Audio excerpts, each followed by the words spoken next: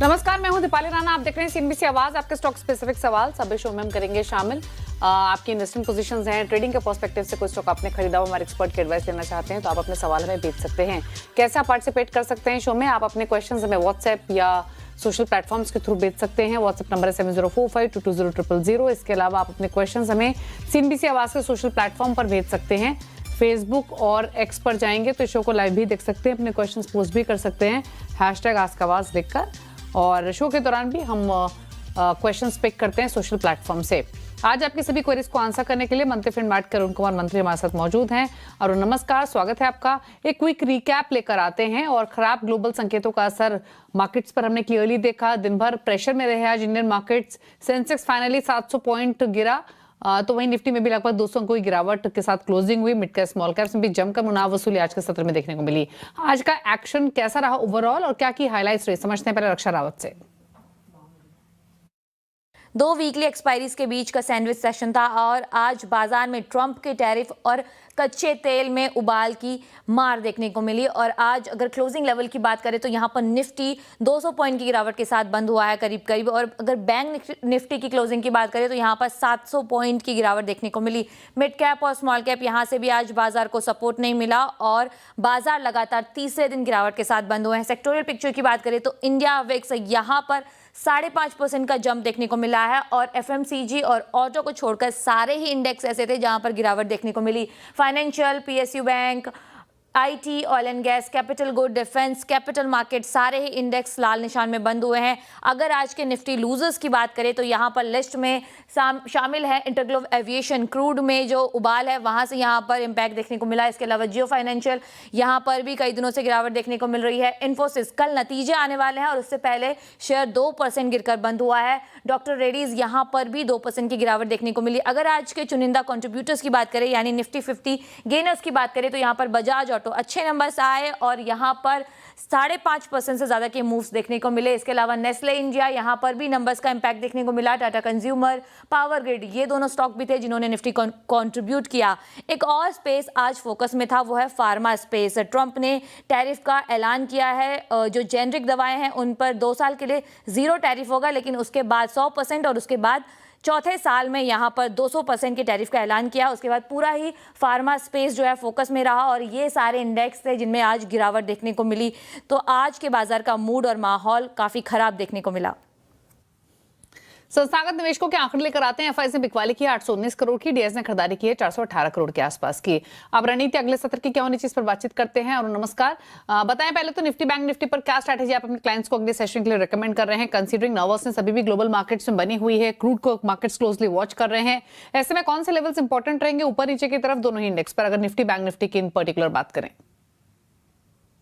देखिए, good evening Deepali जी। देखिए, definitely आज का जो सेशन था काफी डैम्पनर था क्योंकि 2 से 3 दिन से जो गिरावट हो रही थी उसमें मिड कैप स्मॉल कैप का पार्टिसिपेशन नहीं था। काफी अच्छी momentum mid cap small cap में देखने को मिला, पर आज जो गिरावट देखने को मिल रही है इसमें मिड कैप स्मॉल कैप इसमें भी प्रेशर देखने को मिला है। तो क्लियरली एक सेंटिमेंट डैम्पनर रहा है, क्रूड का बढ़ना, साथ ही जो ट्रम्प टैरिफ्स का वापस आना, ये सभी चीजें मार्केट पे इम्पैक्ट कर रही है। तो दीपाली जी, हमने 2 लेवल सुझाए हैं क्लाइंट्स को। 23,800 निफ्टी में, 23,800 के नीचे अगर मार्केट जाता है देन अपनी लॉन्ग पोजीशन से एग्जिट करना है। जब तक 23,800 के ऊपर निफ्टी है, कोई हमने एग्जिट की सलाह निफ्टी इवन बैंक निफ्टी में भी नहीं दी है। तो 23,800 का स्टॉप लॉस निफ्टी में होना चाहिए। उसके नीचे जाता है देन ट्रेंड क्लियरली नेगेटिव हो जाएगा और 23,400 तक भी हम शायद जाते हुए नजर आए। अपसाइड में रेजिस्टेंस क्लियर है 24,300, 24,250, 24,300। ये एक रेजिस्टेंस के तौर पर काम कर सकता है। तो 23,800, 24,300 मुझे लग रहा है इसी के बीच में निफ्टी रहना चाहिए। जहां तक बैंक निफ्टी की बात है, बैंक निफ्टी थोड़ा ज्यादा वीक है। एचडीएफसी बैंक उसको क्लियरली लीड कर रहा है। क्रूड का बढ़ना भी आप कह सकते हैं बैंक निफ्टी को काफी नीचे लेता हुआ नजर आ रहा है। 56,700 के आसपास एक माइनर सपोर्ट बैंक निफ्टी में है। अगर 56,700 टूटता है देन बैंक निफ्टी मार्केट को और नीचे लेके जा सकता है। तो स्टॉप लॉस जो आपको बैंक निफ्टी में लगाना है वो 56,700 का लगाना है। अगर दीपाली जी दोनों में से लॉन्ग पोजीशंस बनानी है तो निफ्टी ज्यादा बेटर है और बैंक निफ्टी में आपका स्टॉप लॉस जो होना चाहिए 56,700 के आसपास होना चाहिए। ओके, स्टॉक स्पेसिफिक स्ट्रैटेजी क्या रहेगी आपकी? देखिए, 2 स्टॉक सुने, दोनों ही काफी अच्छे मोमेंटम है। पहला नेस्ले इंडिया है, आज इसका रिजल्ट आया था। रिजल्ट के बाद एक क्लियर ब्रेकआउट है, कप एंड हैंडल का ब्रेकआउट आप कह सकते हैं, डेली चार्ट पे नजर आ रहा है। 1495 1500 के बीच में स्टॉक को खरीदना है। 1472 का स्टॉप लॉस लगाएं। 1555 तक के short term targets Nestle India में आ सकते हैं। दूसरा स्टॉक अगेन थोड़ा बड़ा टिकट साइज का है, पर इसमें मोमेंटम मुझे लग रहा है पॉजिटिव रहना चाहिए। बॉश लिमिटेड में खरीदारी की सलाह रहेगी। 41,550 के आसपास खरीदे। 41,020 का स्टॉप लॉस रहेगा और 42,300 तक के टारगेट बॉश में भी आ सकते हैं। दोनों ही स्टॉक्स आप 2 से 3 दिन के लिए बाय करके चल सकते हैं। ओके, तो ये रही ट्रेडिंग स्ट्रैटेजीज आपके लिए। और अब बात करते हैं व्यूअर से। पहले व्यूअर हमारे साथ सवाल पूछने के लिए अन्नपूर्णा मौजूद है हैदराबाद से। नमस्कार, बताएं क्या सवाल है आपका? हाय, गुड इवनिंग दीपाली जी। गुड इवनिंग, बताएं। तो हमने ना आरपीजी लाइफ साइंस का स्टॉक लिया है 14 shares at the price of 2947 for Okay. Short term. हाँ, तो इसको होल्ड करें या सेल? ओके, तो शॉर्ट टर्म का व्यू है आरपीजी लाइफ साइंसेस पर 2947 के बाएंगे फिलहाल 58 रुपए ऊपर इनके भाव से। तो ट्रेडिंग, शॉर्ट टर्म ट्रेडिंग के पॉइंट ऑफ व्यू से क्या सजेशन रहेगा? देखिए, स्टॉक काफी चल चुका है दीपाली जी। लगभग 5 से 6 दिन से स्टॉक चल रहा है ऑलमोस्ट। इन्होंने आज मेरे ख्याल से आज के सेशन में शायद इन्होंने खरीदा है, तो प्रॉफिट बुक करने की सलाह रहेगी। अगर ऊपर खुलता है 3050 के आसपास भी मिलता है तो एक बार का एग्जिट करने की सलाह। एक करेक्शन व्यू है स्टॉक में, वो करेक्शन हो सकता है 2900 तक वापस आपको आता हुआ नजर आए, तो वहां पे री एंट्री कर सकते हैं। तो ऊपर खुलता है कल के सेशन में तो प्रॉफिट बुक करें और 2900 के आसपास फिर इस स्टॉक में एंट्री करके चल सकते हैं। ओके, तो ये राय रहेगी आरपीजी लाइफ साइंसेस पर। बात करते हैं मोहित विश्वास से, मुंबई से अगली व्यूअर हमारे साथ कनेक्टेड है। मोहित नमस्कार, बताएं अपना सवाल, क्या जानना चाहते हैं? स्पीकिंग। बोलिए मैडम।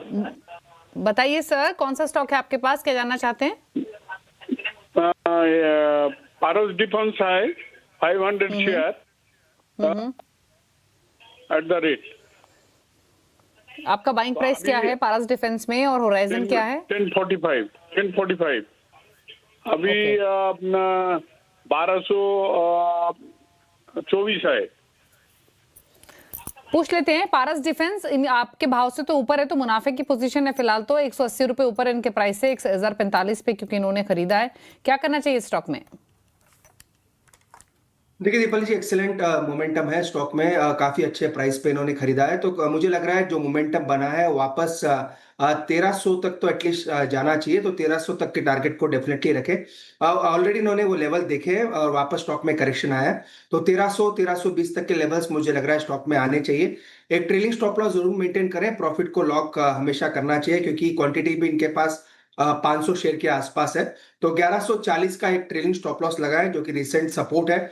1140 का स्टॉप लॉस लगा के स्टॉक को होल्ड करें। 1320 तक के टारगेट पारस डिफेंस में आ सकते हैं।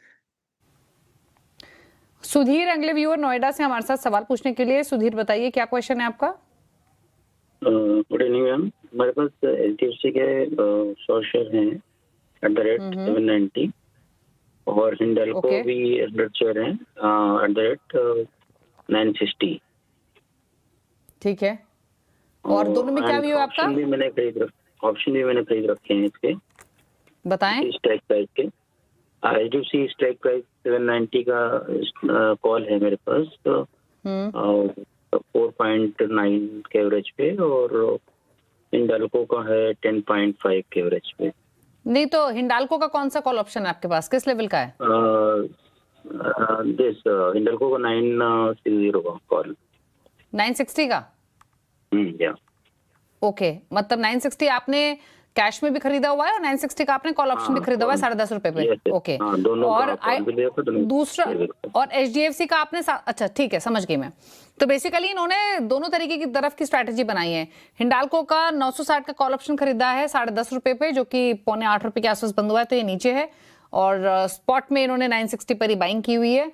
एचडीएफसी बैंक का भी अगेन 790 का कॉल ऑप्शन खरीदा हुआ है 4 रुपए 90 पैसे पर, और अगेन कैश में भी बाइंग है। क्या सजेशन है इनके लिए दोनों पोजीशंस पर? देखिए दीपाली जी, लगभग ऑप्शंस की जहां तक बात है 3 दिन इनके पास है। कल, परसों और मंडे ट्यूसडे को एक्सपायरी होनी है। तो अगर कल मार्केट नहीं चलता है या इनके स्टॉक्स नहीं चलते हैं तो फास्ट टाइम डिके होगा। और ऑलमोस्ट एचडीएफसी बैंक का ऑप्शन तो इनका ऑलमोस्ट 1 के आसपास आ चुका है। तो वहां पे मुझे नहीं लग रहा कोई बड़ा बड़ा मुनाफा या एटलीस्ट कॉस्ट भी आएगा।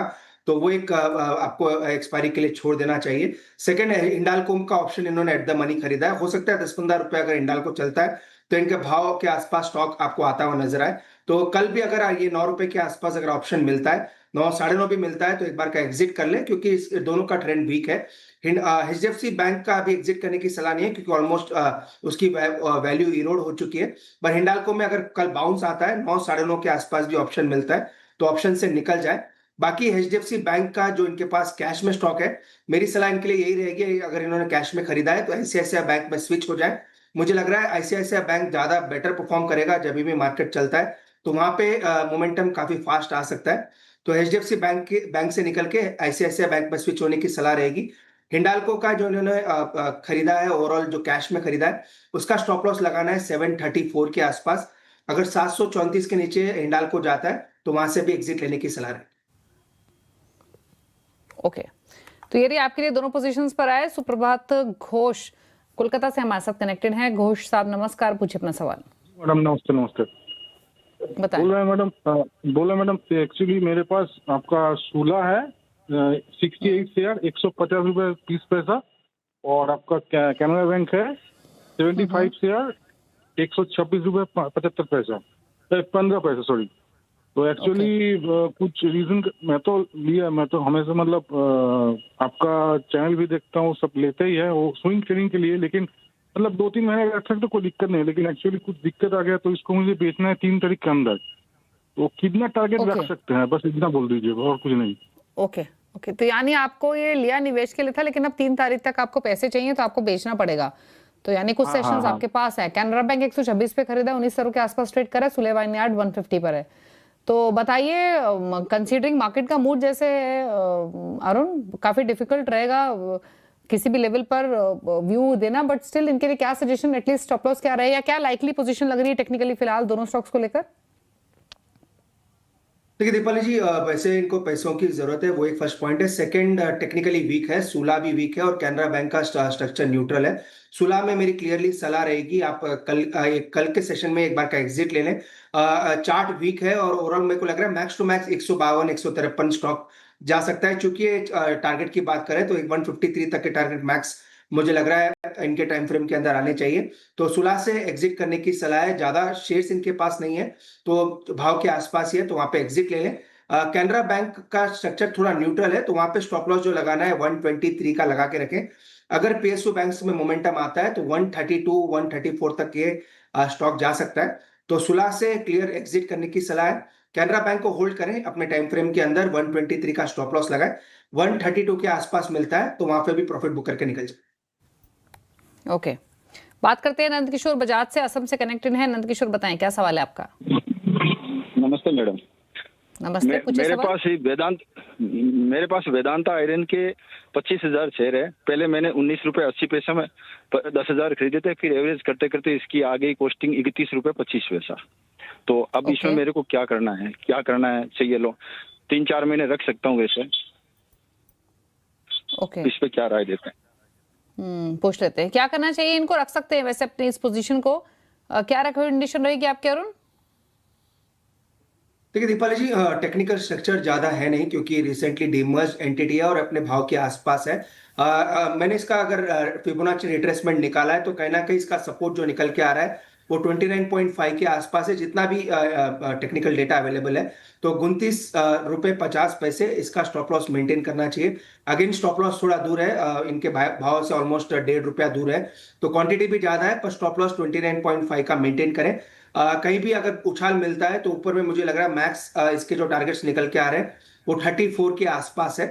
तो 34 रुपए के आसपास मिलता है तो प्रॉफिट बुक करके चले, और 29.5 इसका स्टॉप लॉस मेंटेन करके चलना चाहिए। ठीक है, बात करते हैं अब अगले व्यूअर से। हमारे साथ समरेश घोष हैं कोलकाता से सवाल पूछने के लिए। समरेश नमस्कार, बताइए क्या सवाल है आपका? गुड इवनिंग मैडम, मेरा 2 सवाल है। मेरे पास टाटा कंज्यूमर का 150 शेयर है 238 रुपया के भाव में। मैं इसको और 5 साल तक होल्ड करना चाहता हूँ। और डिक्सन टेक्नोलॉजी है 10 को 3,500 के भाव में, तो इसको भी मैं और 5 साल तक रखना चाहता हूँ। क्या लक्ष्य आ सकता है? ओके, तो डिक्सन लिया हुआ है आपने 3500 के भाव पे, टाटा कंज्यूमर 238। तो जबरदस्त मुनाफे में आप हैं ऑलरेडी दोनों पोजीशंस में, और अगले 5 साल और रख सकते हैं। तो प्रॉफिट को प्रोटेक्ट करना बहुत इंपॉर्टेंट है, और एक आउटलुक भी ले लेते हैं। क्या करना चाहिए अरुण? काफी कमेंडेबल लेवल्स पर बाइंग है दोनों शेयर्स में। बिल्कुल दीपाली जी, एक्सेलेंट बाइंग इन्होंने की और काफी पेशेंस रखा है, क्योंकि ये दोनों ही स्टॉक्स ने कंसोलिडेशन भी दिखाया और ब्रेकआउट्स भी दिखाए।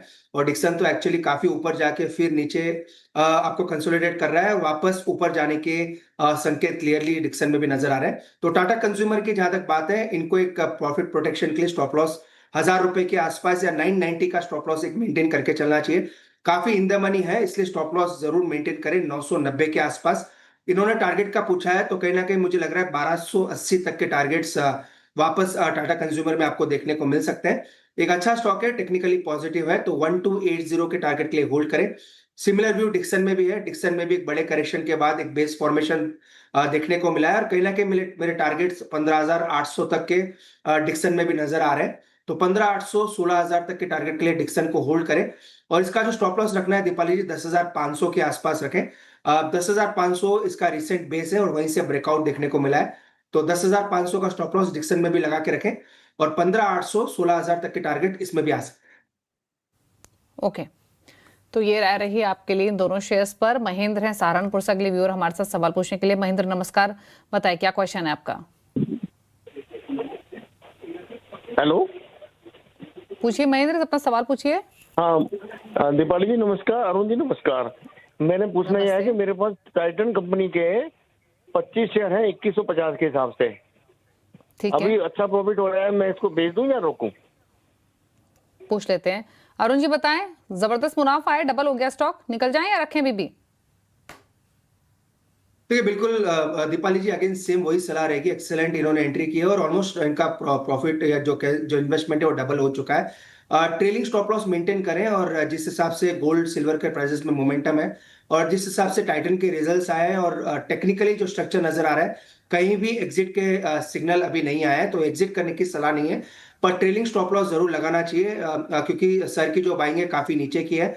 तो एक मार्जिन सेफ्टी इनके पास जरूर है, और काफी बड़ी मार्जिन ऑफ सेफ्टी ये लेके चल रहे हैं। तो 4,000 रुपए के आसपास का ट्रेलिंग स्टॉप लॉस लगाएं। 4,000 से रिसेंट मोमेंटम बनाया, और अगर ये मोमेंटम कैरी आउट होता है, तो शायद वापस आपको स्टॉक 5500 के तरफ ऊपर जाता हुआ नजर आए। तो डेफिनेटली होल्ड करने की सलाह है, पर ट्रेलिंग स्टॉप लॉस का यूज करें। 4,000 के आसपास ट्रेलिंग स्टॉप लॉस लगाएं, और स्टॉक को होल्ड करके चल सकते हैं। अगले व्यूअर रवीश हैं नई दिल्ली से। रवीश नमस्कार, बताएं आपका क्या सवाल है?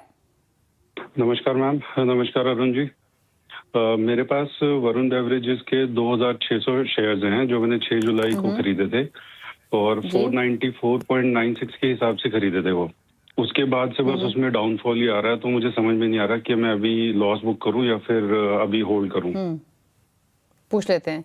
क्वांटिटी क्योंकि बड़ी है, 2600 शेयर्स है, 500 रुपए की बाइंग भी है, क्या सलाह रहेगी? अभी नुकसान है, बट निकल जाएं या रख लें? पॉसिबिलिटी है अगर रिकवरी की तो।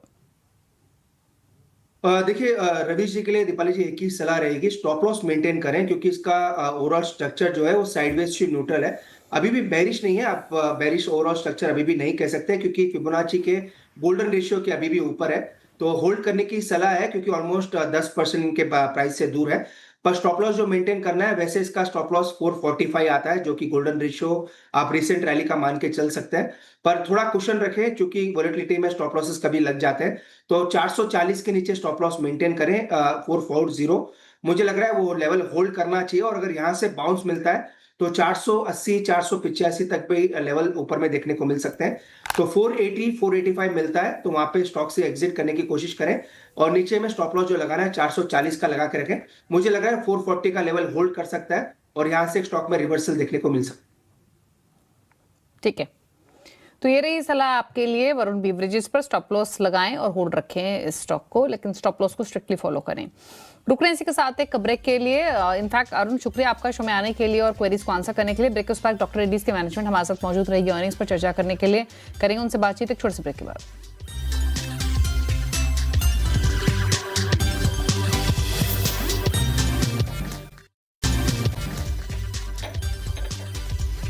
ब्रेक के बाद आपका स्वागत है। देख रहे हैं सीएनबीसी आवाज। डॉक्टर रेड्डीज एक बार आपकी स्क्रीन पर लेकर आते हैं और डॉक्टर रेड्डीज के जो नंबर्स आए हैं उन्हीं नंबर्स पर बातचीत भी करेंगे और प्लस नंबर्स की हाइलाइट्स पहले आपके सामने रखते हैं। Q1 में जो कंसोलिडेटेड मुनाफा है वो 69% ड्रॉप हुआ है। 443 करोड़ का ये आंकड़ा कंपनी ने रिपोर्ट किया है। दरअसल सेमाग्लूटाइड की इन्वेंट्री कॉस्ट के बढ़ने की वजह से जो प्रोविजन कंपनी ने किया है 240 करोड़ के आसपास का, उसकी वजह से ये ड्रॉप देखने को मिला है। तो वीक नंबर्स की एक्सपेक्टेशंस ऑलरेडी थी, बट नंबर्स जो रहे हैं वो अनुमान से और नीचे आते हुए दिखाई दिए हैं। इसके अलावा रेवेन्यू 5.5% गिरे हैं। Pricing pressure competition already intensified है उसकी वजह से। और अगर मार्जिन देखें तो वहां भी भारी गिरावट देखने को मिली है। पिछले साल इसी क्वार्टर में जो मार्जिन थे डॉक्टर रेड्डीज के वो लगभग 25-26% की रेंज में थे। इनफैक्ट 26.7% थे, जो कि गिरकर 12.5% पर आए हैं। नंबर्स पर बातचीत करते हैं, आगे का आउटलुक समझते हैं और हमारे साथ अर्निंग्स पर बातचीत करने के लिए कंपनी के CFO मौजूद हैं MV Narasimham.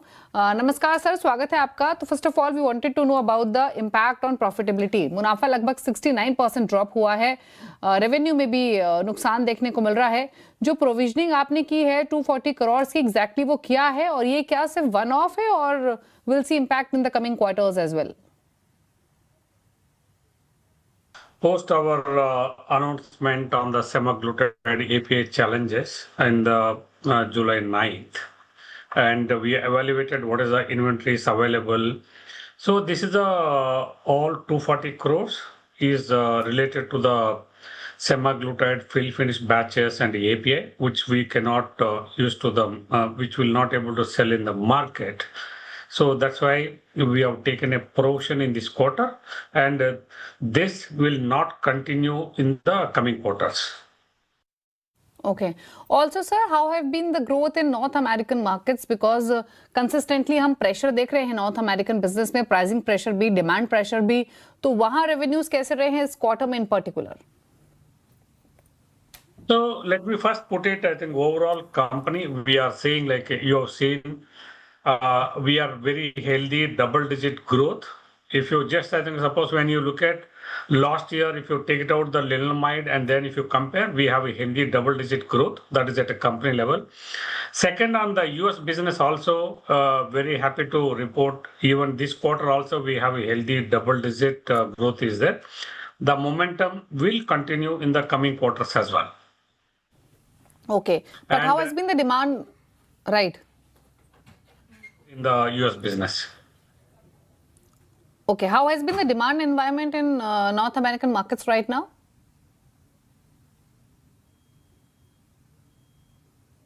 So this year at least, I think earlier we said on the without lenalidomide, I think this on the full year basis we will continue to have a double-digit growth. Okay, तो यानी double digit growth यहाँ से भी further देखने को मिलेगी, ये expectations हैं और ये इनफैक्ट इम्पॉर्टेंट रहेगा आगे के लिए अगर डॉक्टर रेड्डीज की ग्रोथ परफॉर्मेंस की बात करें। और खास तौर से European business, north American business, ये कुछ की पैरामीटर्स हैं और इस क्वार्टर में भी देखें तो कंपनी ने जो लॉन्चेस किए हैं प्रोडक्ट पर्सपेक्टिव से वो भी ठीक रहे हैं, बट आगे के लिए आउटलुक कंपनी बेहतर शेयर करते हुए दिखाई दे रही है। वेल, थैंक यू सर आने के लिए शो में। लेकिन उससे पहले क्विकली एक चीज़ और पूछना चाहेंगे सर आपसे कि आगे के लिए आपकी स्ट्रेटेजी क्या है प्रोडक्ट लॉन्चेस के पर्सपेक्टिव से? कॉम्प्लेक्स जेनरिक्स हैं या बायोसिमिलर्स हैं, क्या एग्जैक्टली प्लान है आपका with regards to future launches? और साथ ही आगे के लिए जो ANDAs फाइलिंग रहेंगी उसका रोड मैप कैसा रहेगा? So you just see like this quarter US also 6 launches. I think this year also overall on the full year basis 20 plus launches. I think we are going to be there in the US and similarly and in rest of other markets as well, be it in Europe, India, emerging markets. We have a pipeline. Then the new product launches momentum will continue in the coming quarters as well. Okay. Well, thank you, sir, for joining us and good luck for the coming quarters. तो ये doctor Reddy's के management से चर्चा हुई। एक one time impact जरूर देखने को मिला है, 240 करोड़ की जो प्रोविजनिंग की है जिसकी वजह से एक डेंट देखने को मिला है, बट आगे के लिए डबल डिजिट ग्रोथ वो एंटिसिपेट करके चल रहे हैं। ऑल्दो इस क्वार्टर के नंबर्स तो एक्सपेक्टेशन से लोअर साइड पर ही आते हुए दिखाई दिए हैं। 1182 रुपए पर क्लोजिंग हुई है प्रीवियस सेशन में। मार्केट ओपनिंग के बाद नजरें रहेंगी किस तरीके का रिएक्शन स्टॉक में आते हुए दिखाई देता है। डॉक्टर रेड्डीज की बात करें, चलिए इसी के साथ शो को तो समेटने का वक्त हुआ है। इस शो में तो इतना ही, लेकिन ब्रेक के उस पर भी खबरें जारी है CNBC आवाज पर। नमस्कार।